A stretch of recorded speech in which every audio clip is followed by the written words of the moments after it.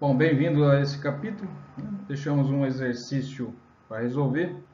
Se trata de cinética química, as reações, de primeira ordem, segunda ordem, reação de ordem zero. Deixamos um exercício aí para resolver. Começaremos com esse exercício. Depois falaremos sobre as leis, da velocidade de reação. Tem, como eu disse, reação de ordem, velocidade de ordem 0, de ordem 1, de ordem 2. Faremos exercício, depois entraremos em detalhes nas reações de primeira ordem. E vamos fazer um exercício para praticar. E também uma maneira, de determinar graficamente o valor do K, que é a constante de velocidade das reações. E vamos deixar um exercício, para resolver na próxima aula. Então, sejam bem-vindos. Vamos começar. Bom, então vamos resolver essa questão que trata da conversão, do dióxido de nitrogênio em pentóxido de dinitrogênio. Ambos são gasosos, só que a estequiometria é essa. 4 moléculas de dióxido de nitrogênio reagem com uma molécula de oxigênio para formar 2 de pentóxido de dinitrogênio. Então ele quer saber aqui, se a velocidade de consumo do oxigênio for de 0,024 mol por segundo em um certo momento, é uma velocidade instantânea, porque ela muda ao longo do tempo. Mas ele quer saber naquele momento em que a velocidade do oxigênio está sendo consumido a essa taxa, de 0,024 mols por segundo, qual seria a sua correspondente, com os outros reagentes, ou seja, a taxa de formação nesse mesmo momento de o pentóxido de nitrogênio ou o consumo do dióxido de nitrogênio, que estão acontecendo simultaneamente, só que em proporções diferentes, segundo a estequiometria da reação. Vai uma molécula de oxigênio para cada 4 de dióxido de nitrogênio são consumidas para formar 2 de pentóxido de nitrogênio. A estratégia. Para calcular a velocidade de formação do pentóxido de nitrogênio e desaparecimento do dióxido de nitrogênio, precisamos expressar a velocidade da reação em termos dos coeficientes estequiométricos, como nos exemplos anteriores. No exercício imediatamente anterior, que foi o 13.1, fizemos isso. Então, a velocidade é menos 1/4 da variação, seria a velocidade média aqui, a variação, ou seja, a redução do dióxido de nitrogênio pela unidade de tempo, pelo intervalo de tempo. Elas são todas iguais. Já aprendemos no exercício anterior. Quem tiver dúvida ou não viu, dá uma olhadinha. É só colocar o inverso dos coeficientes com sinal negativo para a variação da concentração desses reagentes no intervalo do tempo. Negativo, portanto, para o dióxido, que é um reagente. O oxigênio também é um reagente negativo, só o coeficiente de oxigênio, no caso, seria 1. Está 1 lá.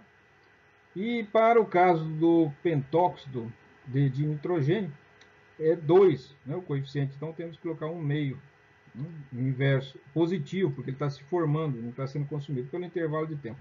Então isso aqui já foi feito, de praxe.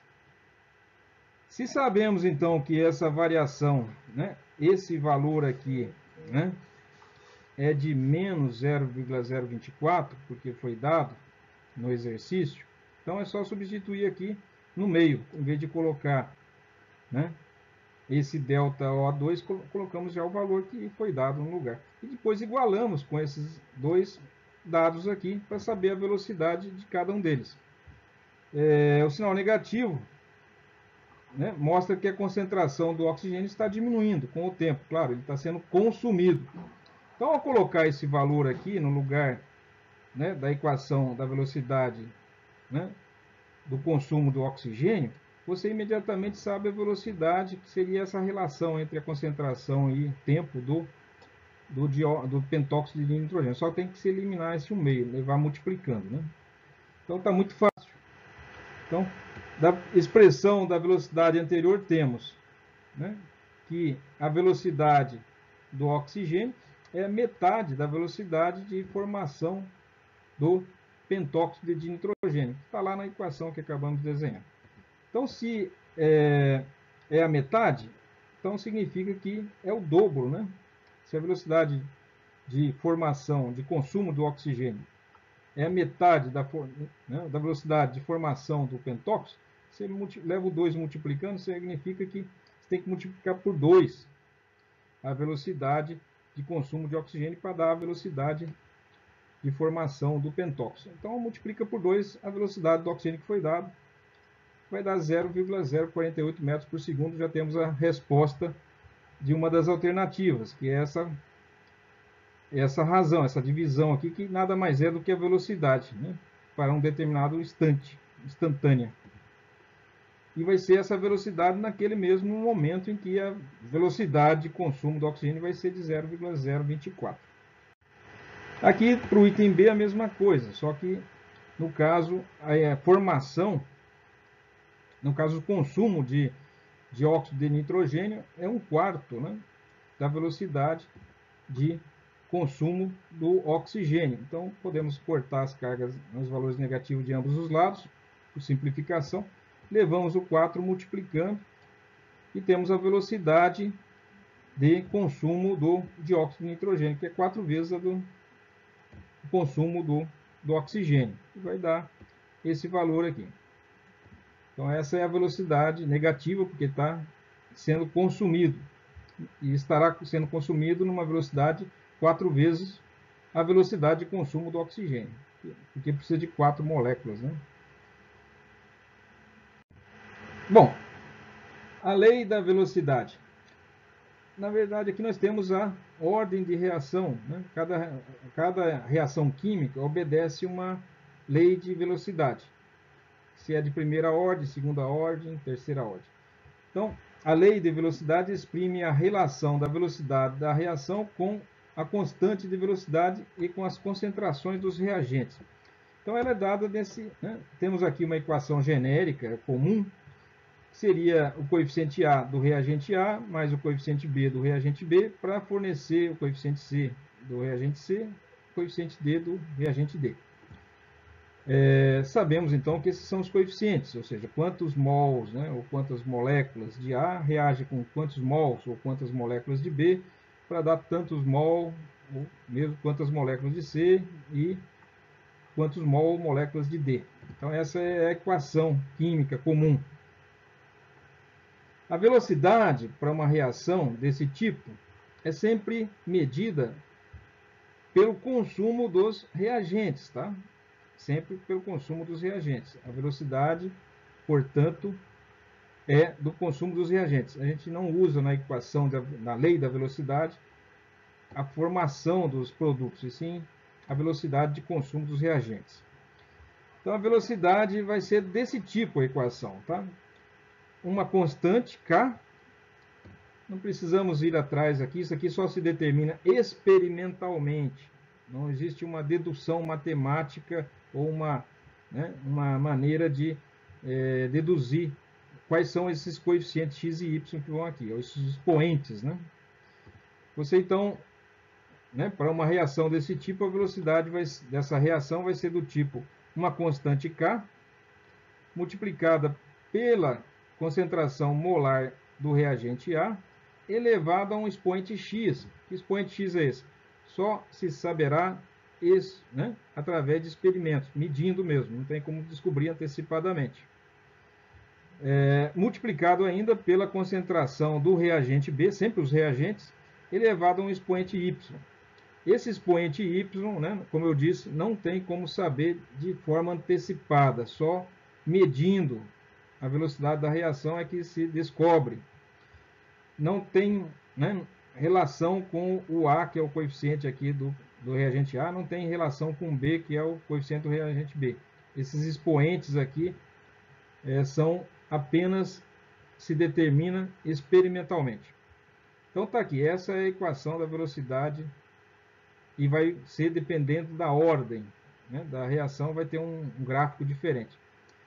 A reação será de ordem, né? Enésima ordem, né? TH aqui, né? Primeira, segunda, né? Terceira, quarta ordem. Então se divide essas reações por ordem de reação. No caso será o expoente do X será a ordem da reação para o reagente A. E o expoente Y será a ordem de reação para o reagente B. E a ordem da reação como um todo é a soma dos expoentes X mais Y. Então é aquela história da, né, a ordem, a equação do primeiro grau, do segundo grau. Você lembra as equações?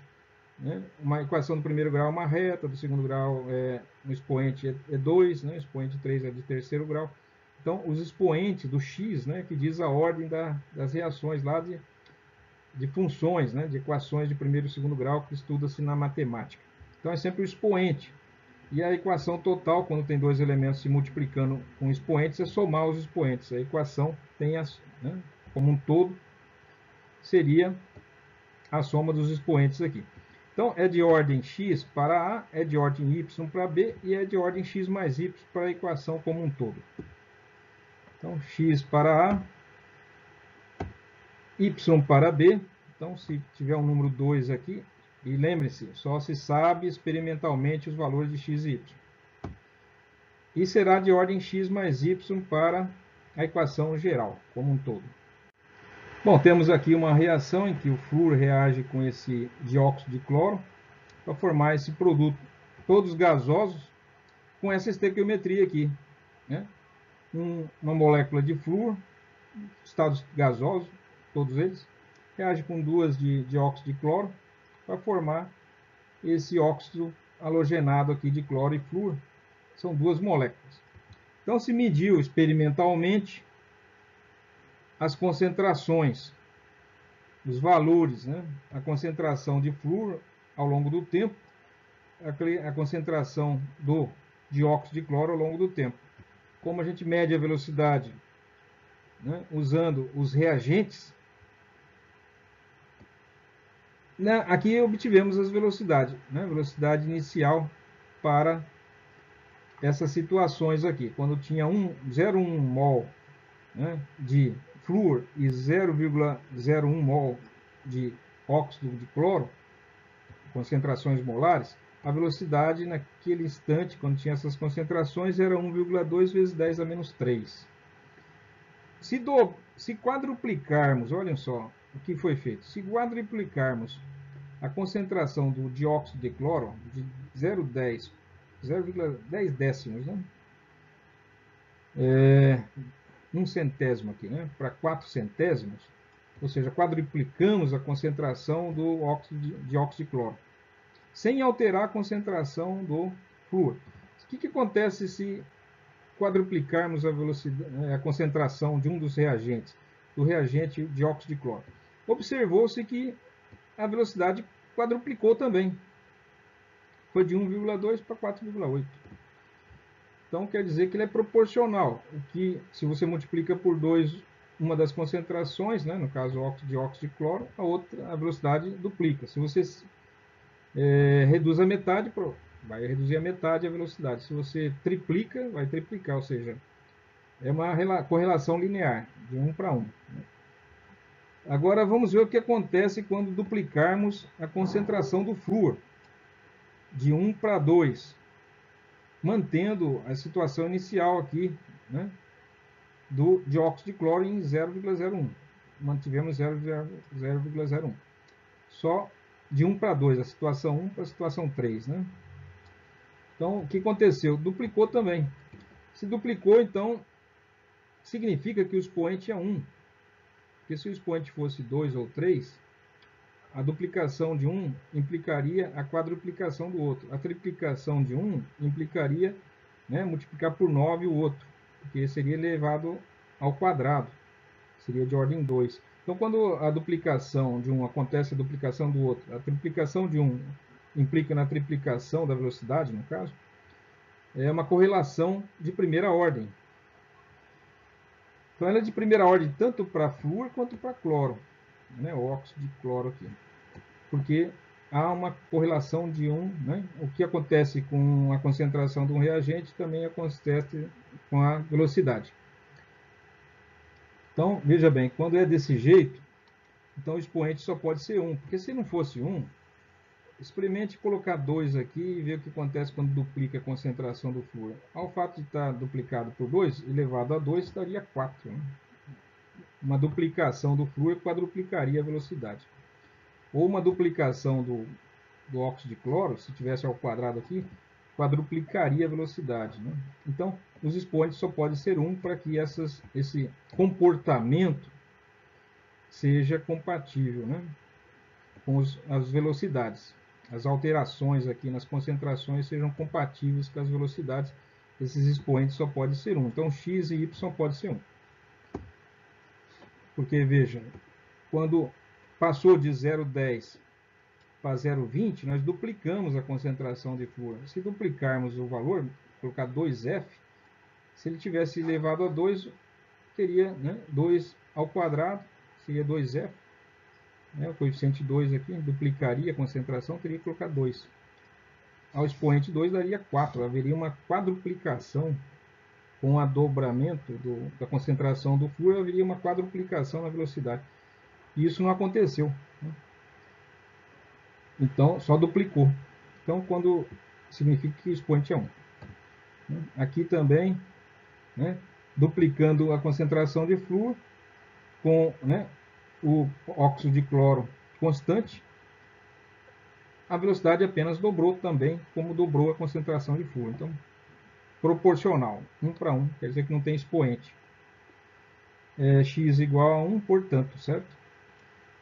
Se agora pegarmos o exemplo seguinte, que vai da situação 1 para a situação 2, quadruplicarmos a concentração do dióxido de cloro de 1 para 4, sem alterar a concentração do flúor, né? Quadruplicamos a concentração molar do dióxido de cloro, mantendo a concentração de flúor constante, que é o outro reagente da reação.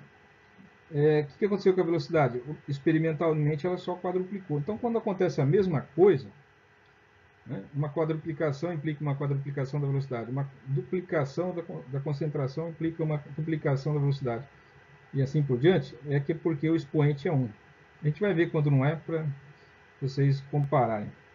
Então, também o y é 1. Então, chegamos à conclusão que a velocidade dessa reação é de ordem 1 para o flúor, o expoente é 1 aqui para o flúor, é de ordem 1 para, né, o dióxido de cloro, e é de ordem 2, porque é a somatória dos expoentes para a equação como geral. Né? Então, a velocidade é essa. Né? Expoente 1 não precisa ser escrito, então está aqui. Lei da velocidade. Continuando. As leis de velocidade são sempre determinadas experimentalmente. Já falei. Tem aquele formato, só que não se sabe os expoentes, x e y. Esses expoentes só se descobrem experimentalmente. A ordem da reação é sempre definida em termos de concentração dos reagentes, não dos produtos, certo? É sempre dos reagentes. A ordem de um reagente não está relacionado com o coeficiente estequiométrico do reagente na equação química equilibrada. Então, aqueles coeficientes 4, 3, 2, que aparecem nos coeficientes dos reagentes e dos produtos, não tem nada a ver com os expoentes, x, y. Repito, tem que se descobrir o valor do x, y experimentalmente. Então, aqui temos uma reação, né, o flúor reagindo com o dióxido de cloro para formar esse produto. Está aqui ilustrativamente, né, o que acontece. Né, a molécula de flúor em verde, o dióxido de cloro, né, mostrando aqui os oxigênio em vermelho e o cloro em laranja, e se forma um novo produto, né, nessas proporções que estão sendo visto aqui. Então, a velocidade, como determinado experimentalmente, o flúor é 1 e do dióxido de cloro é 1 também. Os expoentes não precisa ser escrito. Tá, então, não tem nada a ver o expoente 2 com, né, do óxido de cloro com o expoente aqui da velocidade. Lá é 2, aqui é 1. Ou seja, não guarda a relação. Então, fazendo um exercício aqui para praticar. A reação de óxido nítrico com hidrogênio a 1280 graus centígrados então você pega o óxido nítrico que está aqui, precisa de 2 moléculas de óxido nítrico na equação balanceada, estado gasoso, reage com hidrogênio gasoso para formar nitrogênio gasoso e água, também no estado gasoso, porque a essa temperatura a água que vai se formar, né, já vai estar no estado de gás. A partir dos seguintes dados coletados a essa temperatura, determine. Então está aqui os valores experimentais. Então tem que usar os valores experimentais para descobrir, né, os expoentes e a ordem da reação. Experimento 1. A concentração molar, né, do óxido nítrico era de 5 vezes 10 a menos 3 mol. A concentração molar de hidrogênio era de 2 milimol, né, que seria esse valor, que 1 era 5 milimol, 10 a menos 3 é milha, né, um milésimo.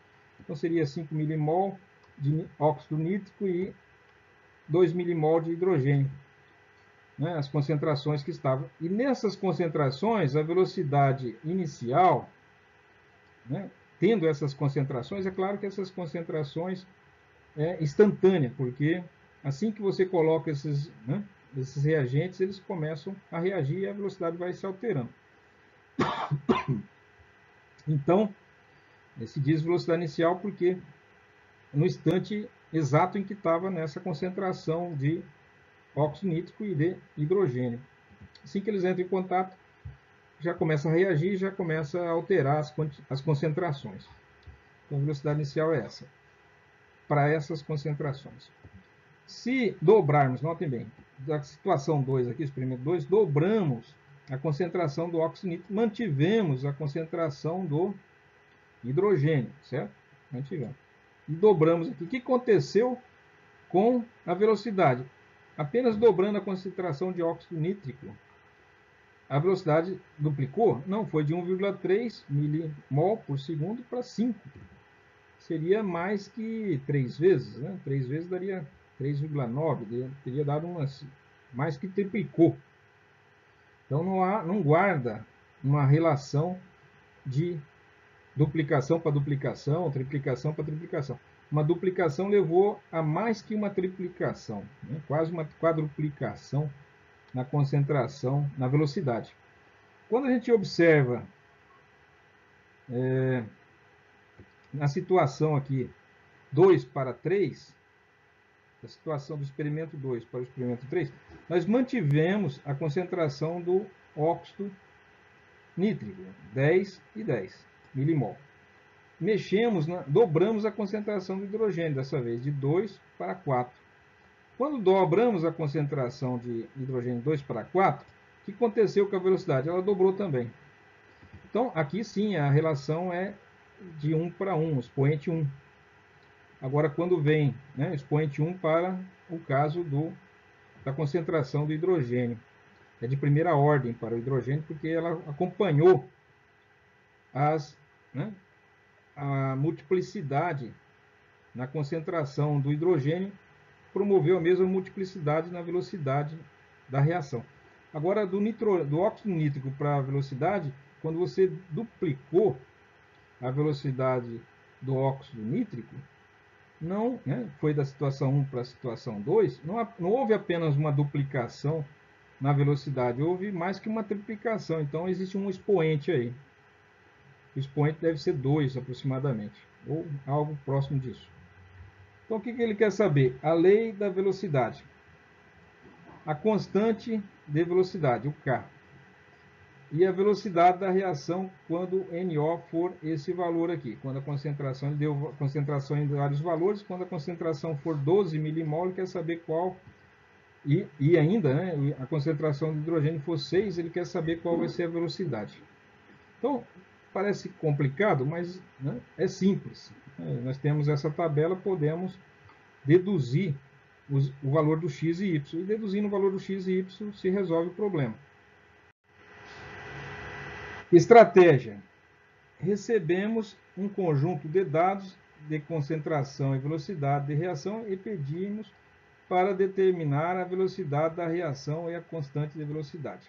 Então, a gente sabe que a velocidade, ou seja, a razão, né, com que a reação ocorre, é dada por um K multiplicado com a concentração de NO elevado a X e concentração de Y elevado a Y. Temos que saber o valor, né, de X e Y.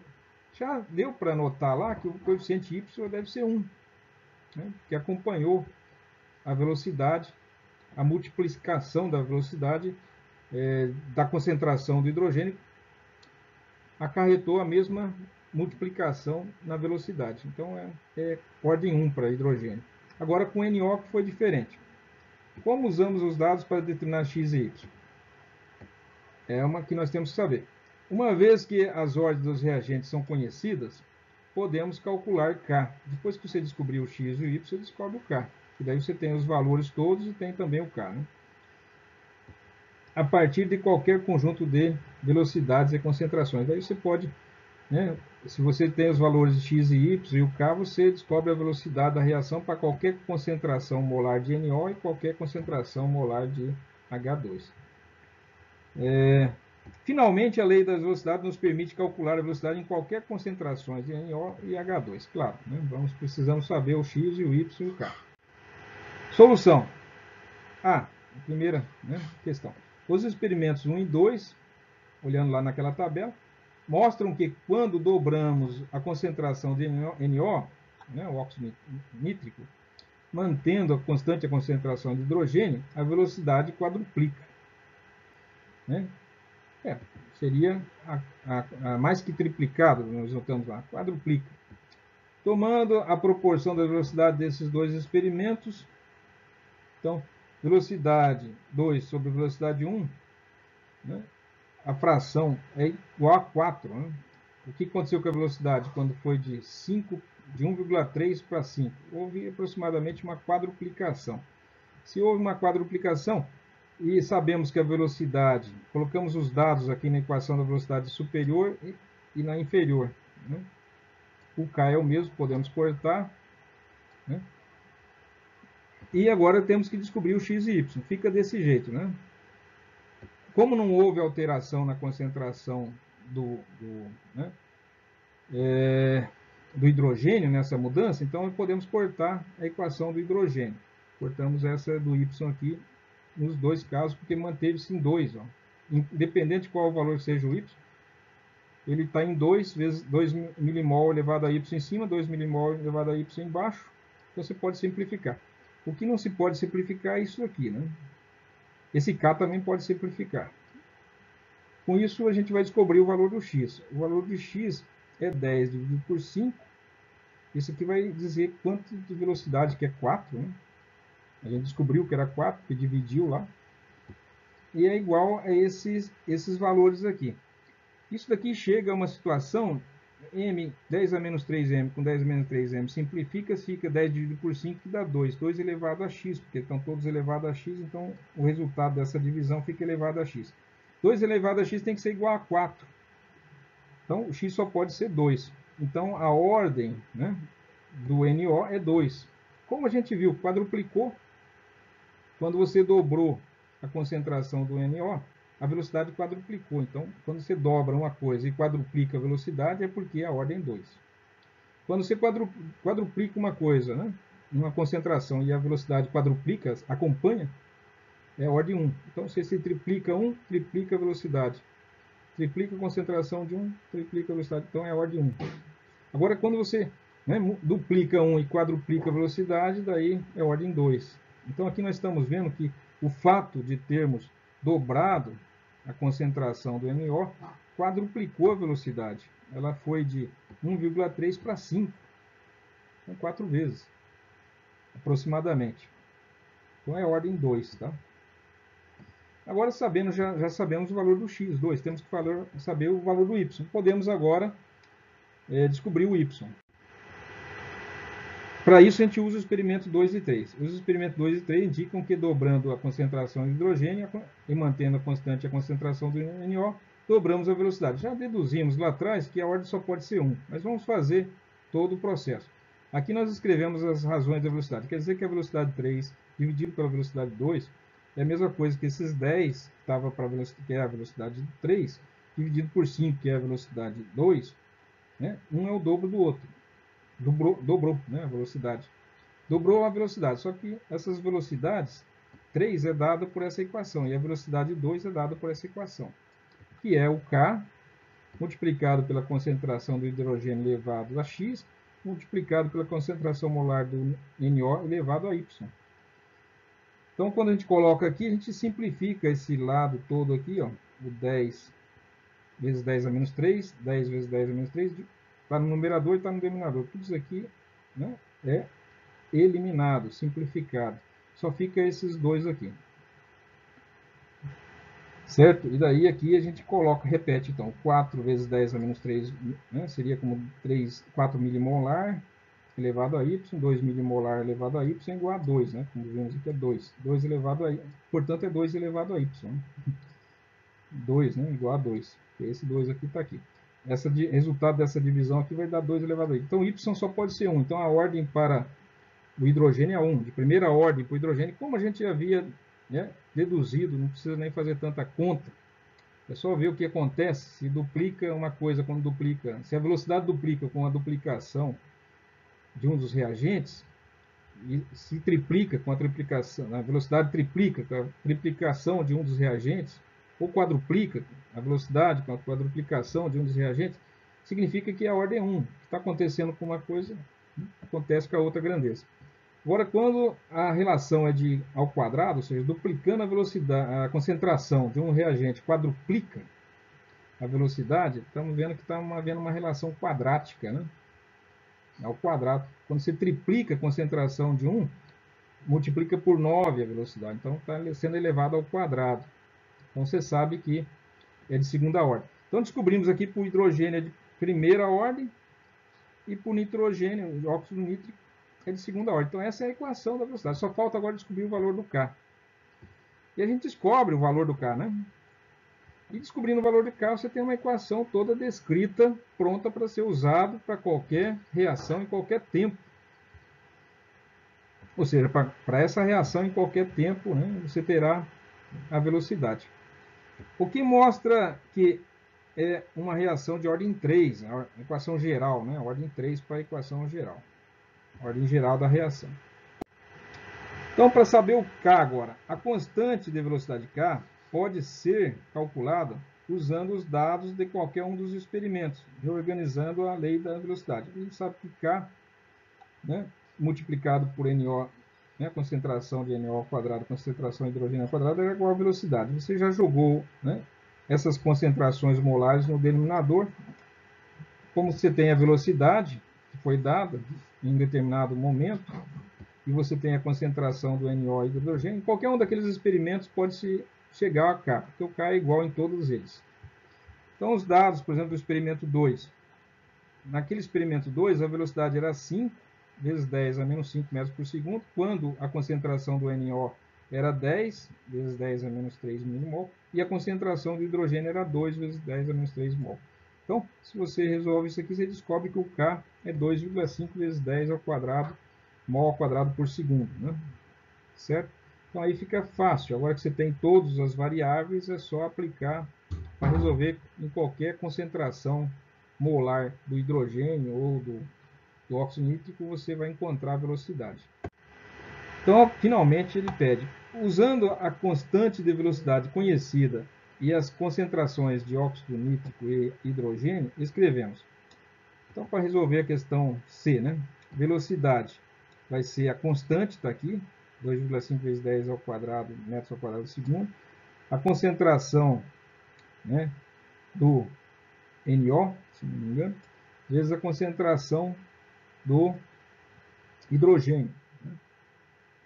Então, você multiplica tudo e obtém aqui a velocidade. Né? 1 está ao quadrado, o que está ao quadrado é esse aqui do NO. Né? Aqui é a de segunda ordem. Então, essa aqui é a concentração molar do NO ao quadrado, concentração de hidrogênio elevado a 1, que estaria aqui. Você tem a velocidade da reação, para aquela concentração que ele diz que... E quando tiver na concentração 12 milimol de óxido nítrico e 6 milimol de hidrogênio, quanto vai ser a velocidade? Você multiplica todos os valores, esse daqui vai ter que ser ao quadrado, esse aqui é a 1, e obtém aí a resposta, certo? Então agora você pode saber a velocidade para qualquer concentração de óxido nítrico e hidrogênio. Vai saber que velocidade a reação vai ter.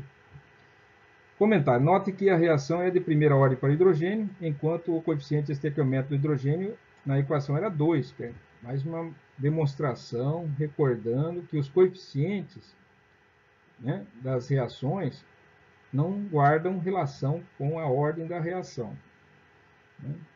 Então, o expoente aqui, 2 para o NO, não guarda relação com o coeficiente no balanceamento da reação. Assim como aqui, né? O de hidrogênio é expoente 1, sendo que lá o coeficiente do hidrogênio é 2. Então, tem que ser determinado experimentalmente, que é um mecanismo de reação, né, diferente. Então, a ordem de um reagente não está relacionado com o coeficiente estequiométrico do reagente na equação global equilibrada. Tá? Já falamos isso várias vezes. Bom, vamos agora analisar com mais detalhe as reações de primeira ordem. Então, vamos analisar a de ordem 1, depois vamos analisar a de ordem 2 e vamos ver o que seria uma reação de ordem 0. Então, a reação de ordem 1, como já vimos, o expoente, né, a reação, obedece uma equação do tipo velocidade é igual a uma constante, K, que é a constante de velocidade, multiplicado pela concentração inicial de um reagente elevado ao expoente 1. Então, seria desse tipo aqui, uma reação típica de ordem 1, né, de primeira ordem.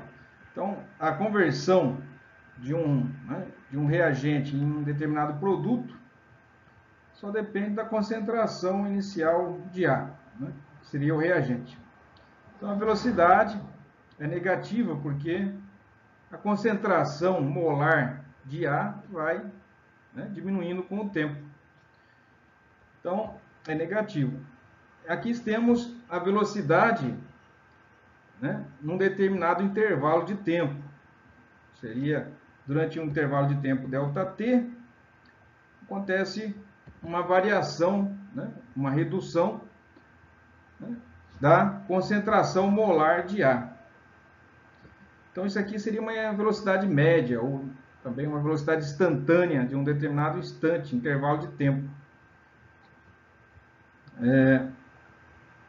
E a velocidade, se podemos, também sabemos, né, experimentalmente agora, isso aqui se deduz, né, de um gráfico tal, que você tem esse tipo de definição de velocidade, né? Essa é a própria definição de velocidade. A concentração, a variação da concentração de um reagente no decorrer do tempo. E sabemos que a velocidade também tem essa segunda forma aqui, né? Velocidade é igual a uma constante de velocidade, que é própria de cada reação, e é dependente da concentração. Então, quanto mais concentrado no início, tem muito reagente A, então a reação é mais rápida. Depois que os reagentes A, né, vai desaparecendo, consequentemente a velocidade vai se reduzindo. Mas por isso que está dizendo aqui que ela é proporcional, né, K vezes concentração molar de A. Então, se nós temos duas equações para a velocidade, nós podemos igualar os termos de ambas equações, né? E também podemos isolar o K. O K vai ser igual à velocidade dividido pela concentração molar. O bom do K é que ele é sempre igual, ele não muda, é uma constante. Então, para uma determinada concentração em um determinado momento, a velocidade vai ser uma velocidade dada. A velocidade vai variando, a concentração vai variando, mas a divisão entre eles permanece igual. Então, isso é uma propriedade das reações de primeira ordem. Nós já sabemos, né, como obter o K, e também sabemos a dimensão do K. O K, se ele é uma velocidade, que é metros por segundo, dividido por uma concentração, que é uma concentração molar, então se eu dividir uma coisa pela outra, a dimensão do K vai ser, né, a recíproca do tempo, em segundo. Se a velocidade estiver mol por hora seria horas, né? Ou segundo elevado a menos 1. Então é por segundo, alguma coisa por segundo é a constante K. Bom, aqui por esse lado de cá, vemos que se temos duas, né, a velocidade é igual a uma equação aqui, e a velocidade também é proporcional aqui, né, pela lei da velocidade, ela é igual a K vezes A, né, por isso que é uma equação, né, uma reação de primeira ordem, porque tem expoente, deve ser 1. Então, você pode igualar as duas. Esse valor é igual à velocidade, esse valor também é igual à velocidade, então ambos, né, um é igual ao outro. Quando você iguala os dois elementos aqui que são iguais à velocidade, entre eles, você obtém isso daqui. Notem que eu posso levar o Ka para debaixo do A e levar o ΔT para a direita. A é a concentração molar de A no tempo T, né? Em qualquer momento. Então, em qualquer momento, qual é a concentração? É dado assim. Agora, no tempo T, no tempo zero, né, no início, é colocado um zerinho aqui para dizer no momento que começou a contabilizar, né, começou a cronometrar, é o tempo zero. Qual era a concentração naquele tempo zero que se começou a cronometrar? Você coloca um zerinho aqui para indicar o tempo zero, que não é necessariamente o momento do início da reação, pode ser foi simplesmente o momento em que se começou a cronometrar, né? Haveria uma concentração nesse momento. Então, é no tempo t igual a zero, que em qualquer outro tempo simplesmente é assim.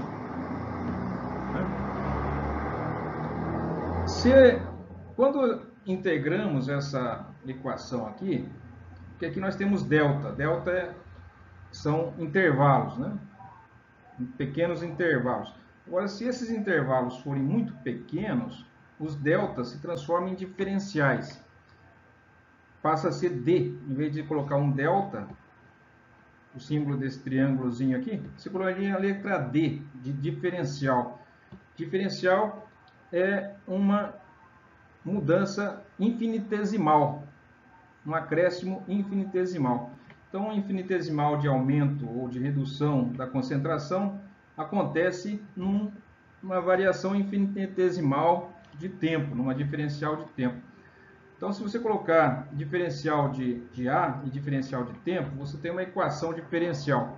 Quando se resolve essa equação diferencial de primeira ordem, se obtém essa equação aqui, que já seria a integração da equação diferencial.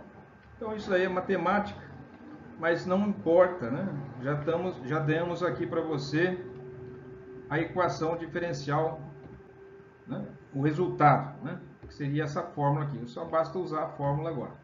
Então, a concentração de A, né? A concentração molar de A em qualquer tempo vai ser igual à concentração que havia no tempo zero, multiplicado por E, que é a base dos logaritmos neperianos, é um número fixo, igual ao π, né? O π é 3,14, o E é 2,16, algo assim. Elevado ao K, que é a constante, né, de velocidade, multiplicado pelo tempo, que tem que estar na mesma unidade do K. Se o K está medido por segundo, o tempo tem que ser em segundos. Se você determinou o K em horas, ou minutos, ou dias, o que seja, o tempo aqui você tem que colocar também na mesma unidade do K, para eliminar, né? Normalmente uma equação como essa tem em formato de uma curva, né? Descendente. Isso daqui é o decaimento radioativo, também obedece, né? Esse tipo de curva aqui. Então tá aí.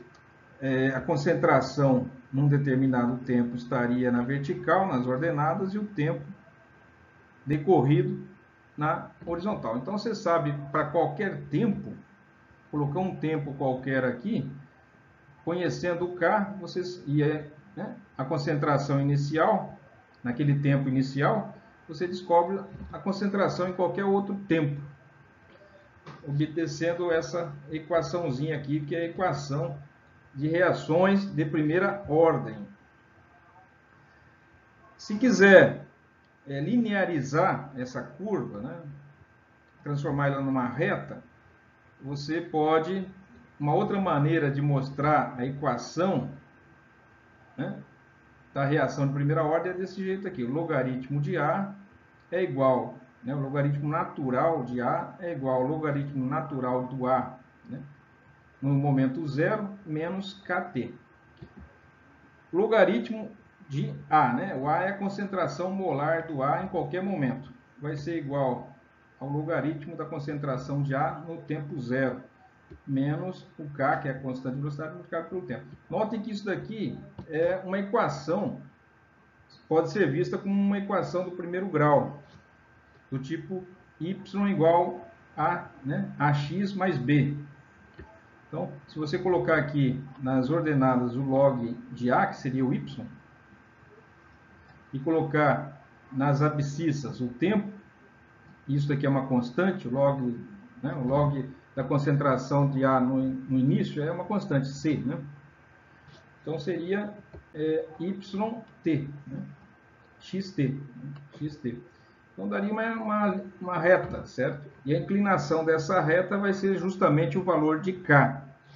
Como a reta é descendente, à medida que andamos para a direita ela decresce, e sempre tomamos o sentido para a direita como referência. Então, quando vamos para a direita, o que acontece? Ela decresce, ela é decrescente. Quando vamos à direita, ela aumentasse, ela seria crescente, né? Então, uma reação tem um comportamento decrescente. O delta, né, o K dela tem que ser negativo. Toda vez que é negativo, isso acontece. Se o K fosse aqui, esse valor fosse positivo, ela faria uma curva crescente, né, ascendente. Então, está aqui. Essa é a maneira de representar a equação. Duas maneiras de representar a equação, né, graficamente. Vamos agora mostrar um exercício com aplicação dessas equações para praticar.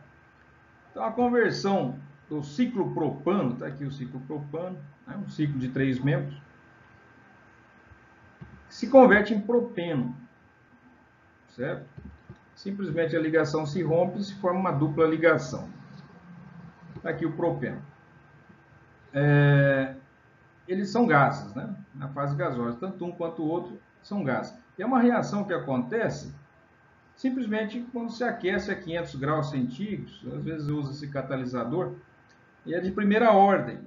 Só depende da concentração do ciclopropano, quantidade de ciclopropano existente. Quanto mais ciclopropano existir, mais rápido ele vai estar se decompondo.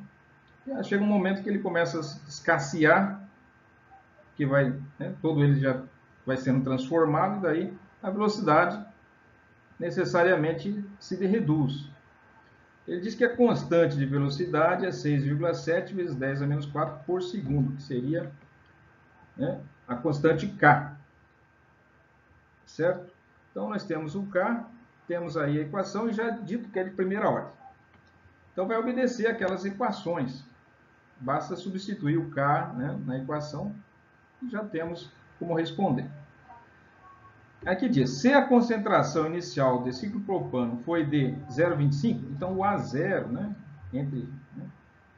entre chaves lá, é 0,25. Qual é a concentração após 8,8 minutos? Notem, se o K está em segundos, você não pode usar 8,8 minutos como se fosse em segundos. Você tem que multiplicar por 60 para descobrir quantos segundos são 8,8 minutos, para trabalhar com a mesma unidade, né, do K, da constante de velocidade, que é em segundos. Tá? Não misture as unidades. Então tá aí, tem a primeira pergunta. Qual a concentração inicial do ciclopropano? Se a concentração inicial do ciclopropano era 0,25 molar, qual é a concentração após 8,8 minutos? Multiplica por 60, né, para descobrir quantos segundos. Quanto tempo em minutos levará para a concentração de ciclopropano diminuir de 0,25 para 0,15? Então, se você tem o valor inicial e tem um valor final, e você tem o K, basta descobrir o T na equação, né? Então tem como fazer.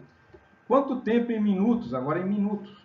Como a resposta vai ser dada em segundos, você vai ter que converter o número de segundos para minutos. Leva para converter 74% do material inicial. Se o material inicial, como foi dado, é 0,25 molar, então levará para converter 74% desse material. Se 74 foi convertido, quanto restará de A? Então você tem que apenas 26, né? 74 menos 100. Se 74 foi convertido, a gente tem que saber o A, né? O A a um certo tempo. Num certo tempo, não sabemos qual, ele só vai restar, se 74% foi convertido, só vai restar 26%. 26% de 0,25, que era o que havia. Então você usa 0,25, depois como inicial, o A0, entre chaves, e o A vai ser 26% disso, que é o que sobra, né? Então vamos lá, só aplicação de fórmula. Estratégia. A relação entre as concentrações de um reagente em diferentes momentos em uma reação de primeira ordem é dada pela equação 3,3 e 3,4. São qualquer uma daquelas duas que foram citadas. Em A, recebemos o A0, que é igual a 0,25, e pedem o AT, ou seja, dão a concentração molar de A no momento zero, que é 0,25, e pedem a concentração de A num certo tempo. Esse tempo é 8,8 minutos. Em B, somos solicitados a calcular o tempo necessário para o ciclopropano diminuir na concentração de 0,25 para 0,15. Então, nós temos o A0, que é 0,25, e teremos um AT, um T de um tempo que eu não sei, que é para calcular, 0,15. Então, você substitui na equação, você tem o A0, tem o A, e só falta o tempo. E você precisa do K, o K foi dado. Não são dados valores de concentrações para C. No entanto, se inicialmente temos 100% composto e 74% reagiu, então o que resta deve ser 100 menos 74, 26%. Assim, a razão dos percentuais seria igual à razão das concentrações reais. Isto é, o que a gente precisa lá na fórmula é a divisão entre o A num determinado tempo e A no início. É isso que usa. Então, se você tem, que se decompôs 74%, então dos 100% que havia no início, sobrou 26%. Então, essa divisão aqui é de 0,26 dividido por 1. Então, você tem essa razão e é o que importa, Só substituir na equação. Então o que? A solução. No item A, na aplicação da equação 13,4, está ali anteriormente, era só anotar, notamos que, como o valor de K é dado em unidades por segundo, então devemos primeiro converter os 8,8 minutos em segundos. Você não pode trabalhar numericamente com um K em segundos e um tempo em minutos. Então, você tem que multiplicar pelo fator de conversão. 60 segundos é a mesma coisa que 1 minuto. Então, você multiplica por esse fator aqui que você converte minutos em segundo. Se você quisesse fazer outra conversão, você podia colocar segundo embaixo e minutos em cima. Você faria a conversão de segundos para minutos. Ou seja, 60 segundos é igual a 1 minuto. Você pode deixar desse jeito ou inverter, dizendo que 1 minuto é 60 segundos. Só que vamos multiplicar nesse formato a fração, com 60 segundos em cima e 1 minuto embaixo, porque vamos simplificar minuto por minuto. Minuto multiplicando o numerador e dividindo no denominador, você simplifica. E sobra a unidade de segundos. 8,8 vezes 60 dá 528 segundos. Agora sim, nós escrevemos logaritmo, podemos usar essa equação 13,4 ou a outra. Essa aqui é outra forma de expressar. Então, temos essa expressão que é aquela fórmula que pode ser representada graficamente, né, linearmente num gráfico.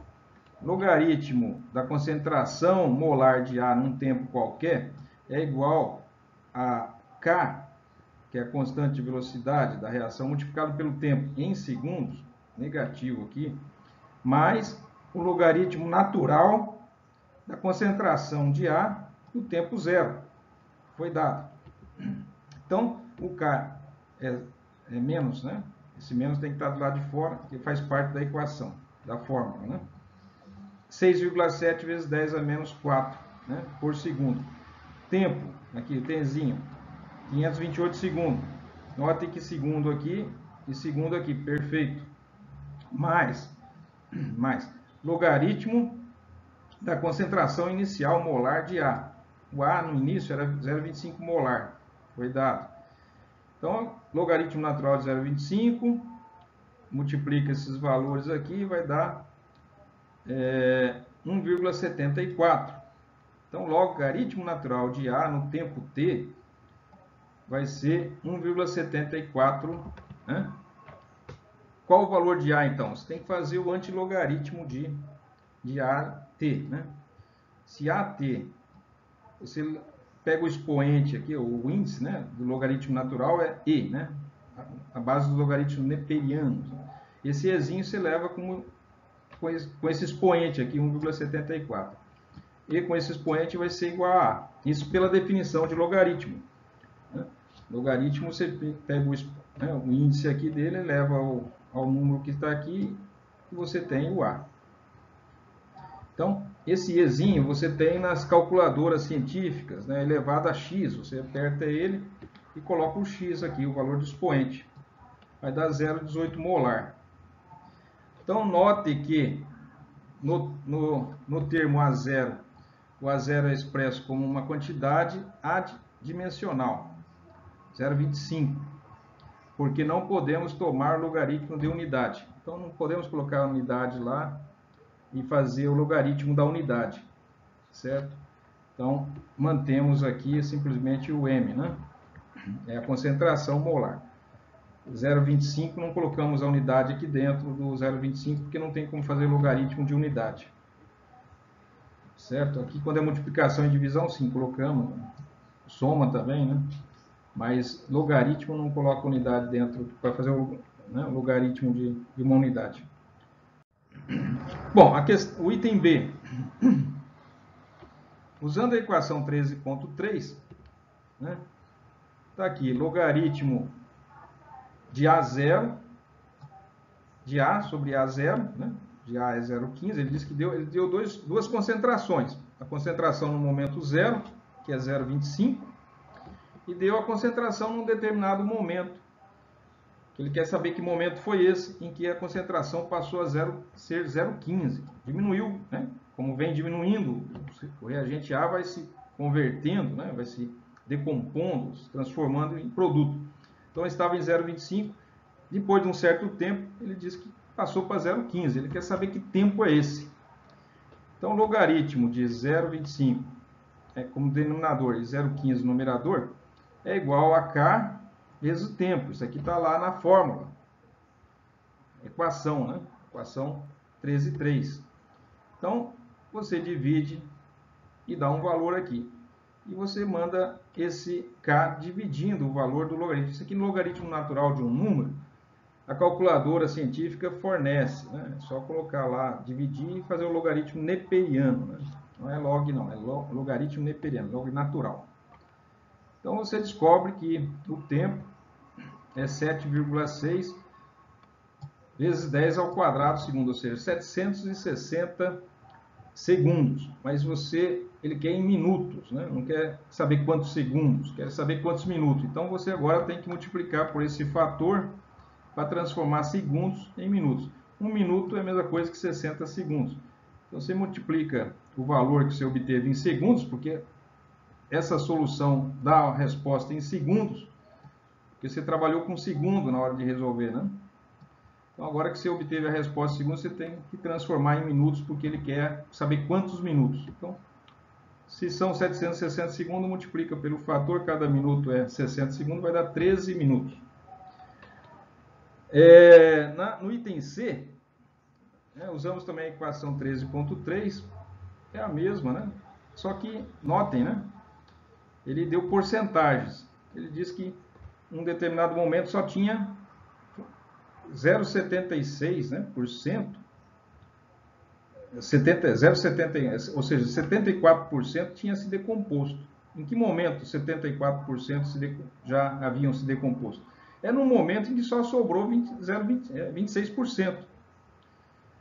Então, 26% é o que ficou, né? 0,26. Havia 100, no tempo zero, ficou 26, 0,26. No tempo que ele quer saber quanto.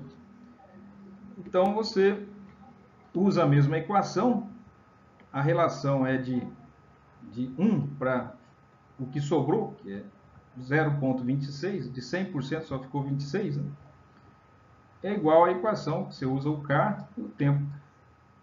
Faz o logaritmo natural dessa fração, depois divide por esse número, e você obtém 2.000 segundos. Vai levar para isso acontecer. Você multiplica pela conversão para obter um valor em minutos, vai levar 33 minutos. Para que 74% tenha sido consumido. Ou seja, só tenha restado de concentração de A, depois de 33 minutos, só tenha restado 0,26 ou 26% de A. Bom, podemos determinar graficamente, né, e experimentalmente o valor do K, que é a constante de velocidade de uma reação. É um dado muito importante e que se pode obter simplesmente depois de você pegar os pontos, né, experimentais das concentrações em função do tempo, faz uma planilha, depois constrói um gráfico, você tem, né, uma curva, uma linha. Você tem que colocar esse gráfico como exemplo aqui dessa reação em que, né, o pentóxido de fósforo se converte em dióxido de nitrogênio em oxigênio. É uma equação, você vai descobrir se é uma equação de primeiro grau, segundo grau, depois de plotar os valores, ou seja, fazer a planilha e notar que realmente é uma equação do primeiro grau, porque com o aumento da concentração ou a duplicação da concentração do pentóxido, não vai haver uma quadruplicação ou um valor diferente na velocidade. Então, quando duplica, né, a concentração do reagente e acontece também uma duplicação da velocidade, significa que é de primeira ordem. Agora, se você duplica a concentração de um reagente e a velocidade quadruplica como resultado disso, é sinal que essa reação está indo mais rápido do que o esperado, né? Então, trata-se de uma ordem superior, uma segunda grau às vezes, né? Ou de outro grau. Então, está aqui. Depois que você coloca os valores, você pode descobrir a ordem da reação. E se tem uma reação, tem um K. Se sai uma reta como essa, quando você coloca nas ordenadas o logaritmo da concentração do reagente, só tem um reagente, ele mesmo está se decompondo. Então, aparentemente pode ser de primeiro grau, mas nem sempre é isso, só experimentalmente para saber. Você coloca os pontos, faz a planilha, coloca os pontos no gráfico. Note que você vai pegar as concentrações, né, do pentóxido de nitrogênio a diversos tempos. Para o tempo, né, 400 segundos, você vai obter um ponto aqui. No tempo zero, a concentração inicial é a concentração zero, né, o A0 para o pentóxido de dinitrogênio. Então, havia uma certa quantidade. Você faz o logaritmo dessa quantidade, vai dar um número aqui assim, né, um valor aqui. Aqui você coloca os logaritmos. E aqui o tempo. É uma inclinação, né, descendente ao longo do tempo. Então, isso é característico dos reagentes vão diminuindo, né, a concentração. Então, o seu log, consequentemente, vai diminuindo também. E aí como você faz para obter o K, né, graficamente? Sabemos lá da equação, né, que mostramos anteriormente, que o logaritmo de UA, né, num tempo t, é igual a menos kt, por isso o fato de estar negativo o k é o motivo pelo qual a equação tem essa reta descendente. Se o k fosse positivo, seria invertido, iria no sentido inverso, mais log de A0. O A0 é a concentração inicial, ela não muda. A concentração que havia no início sempre será aquela. Então, isso aqui é uma constante. Então, o valor está aqui, né? O valor do log de A0. É o logaritmo natural da concentração no momento inicial. Nesse momento inicial havia uma concentração que é dada, né, ou descoberta. Está aqui o valor. Essa aqui é a equação que você usa. Uma vez que você é linearizada, né? Você note que tinha um gráfico em forma de de hipérbole, né? E um gráfico linear. Na forma de hipérbole é uma das maneiras de representar uma equação de primeiro grau, em que temos o e elevado a um expoente, né? E nesse caso aqui é uma forma de linearizar a equação. Você transforma ela numa reta, desde que você use nas ordenadas logaritmo de A num tempo qualquer e menos kt aqui, o tempo nas abscissas, né? Então você vê que isso aqui é uma equação de primeiro grau, né? E quando você tem uma equação de primeiro grau, dá uma reta. E essa reta tem uma inclinação, e essa inclinação é o valor de k. Se o k for positivo, a inclinação é crescente. Se ela é negativa, é decrescente, como está aqui. Então, isso aí é de matemática básica, né? Dá uma revisada. Mas como que descobre o valor de k? Você pode descobrir diretamente no gráfico. A inclinação é a tangente